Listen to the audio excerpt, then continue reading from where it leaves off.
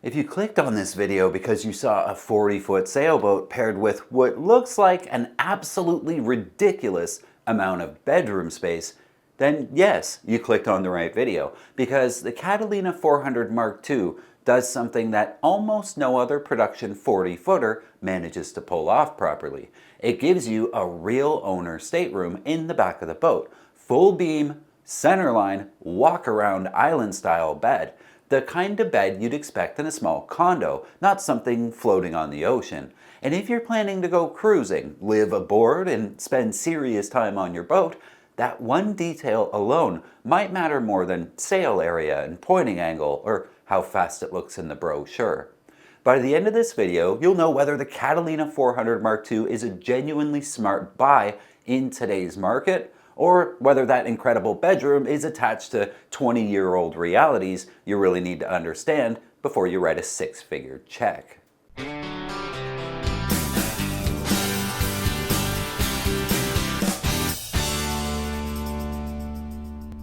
Now, full disclosure, I've sailed on one of these boats on the Chesapeake in 20 knots. And before we get into the meat of this video, let me tell you, I got on this boat expecting less from it. I've been spoiled by sailing on so many Catalina 42s and the old Mark IIs that the little sister, the 40, I thought would just be a dumbed down version of the real thing. And boy, was I wrong. To understand this boat, you have to understand why it exists in the first place. The Catalina 400 Mark II shows up around the year 2000, designed by Frank and Gerry Douglas, during a period when Catalina was leaning hard into comfort and livability and owner-friendly cruising layouts. This was not a race boat. It was never pretending to be a race boat. This is a boat designed by people who clearly sleep on boats and know exactly which compromises start to feel insulting after a few months. And nothing will ruin cruising life for you faster than a hurricane or a bad bed. Think of this boat less like a sports car and more like a very well-sorted long-distance cruising touring sedan. It's not here to impress you for 5 minutes at a boat show and then run away. It's here to make you comfortable night after night, week after week, while you quietly forget what day it is. Nowhere is that philosophy clearer than in the aft owner's cabin. On most 40-foot sailboats, the aft cabin is, well, fine, or it's split in half. You get a berth shoved up to one side, maybe tucked under the cockpit, maybe angled diagonally so your feet end up somewhere near a bulkhead. You crawl into it, you crawl out, and you accept it, because that's just how boats are. The Catalina does not accept that. Instead, it gives you a full beam owner stateroom like the big boats do under the cockpit. With the centerline island berth, you can actually walk around both sides. And you're not sleeping in the front of the boat where it's bouncy. Also, you don't climb into this bed. You don't slide sideways. You don't negotiate entry like you're playing some game of human Tetris. You just get into bed like a normal person. And that sounds like a small thing until you live on a boat, because you don't notice a bad bed during a boat tour. You notice it at 2 in the morning every night for months, when you're tired, when you're sore, when the boat's moving just enough to remind you that gravity still exists. This bed is the kind of thing that quietly ruins other boats for you. Once you've had this, it's very hard to go back.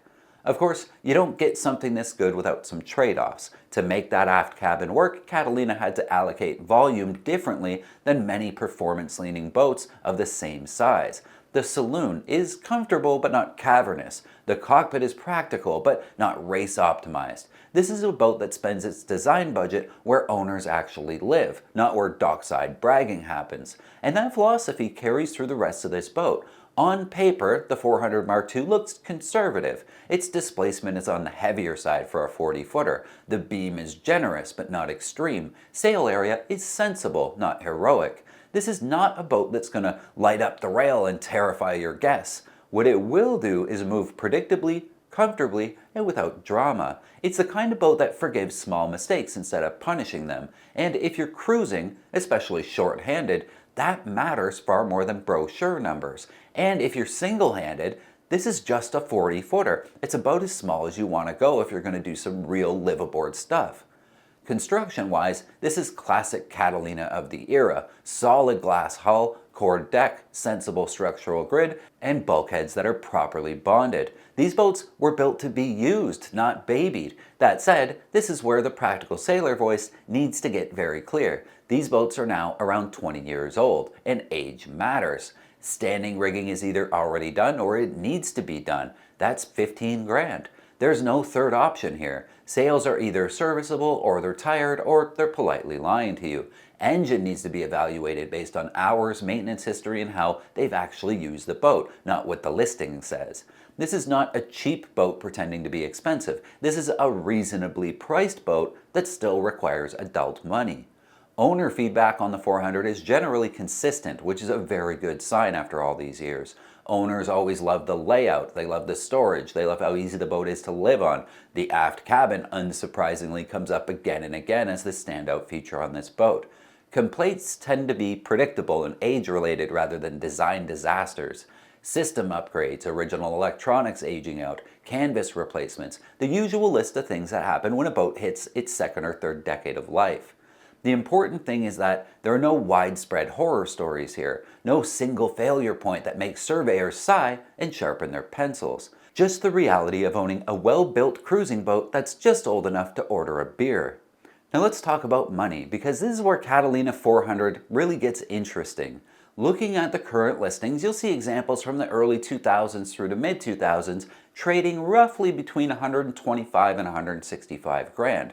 That's real money, but in today's market, it's also very reasonable for a 40-foot cruising boat with this kind of interior volume and livability. And no one's looking for this one. Everybody wants the 42 or the 425. What this price really buys you here is space and comfort and a layout that still holds up remarkably well today. What it doesn't buy you is a turnkey zero expense future. You need to budget realistically for rigging and sails and system refreshes and the inevitable list that comes with a proper survey. But here's the thing.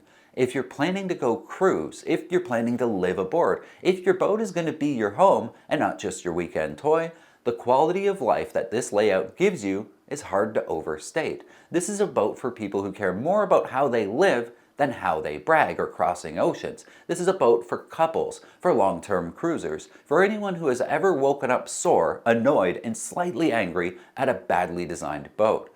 And that brings us back to the opening question.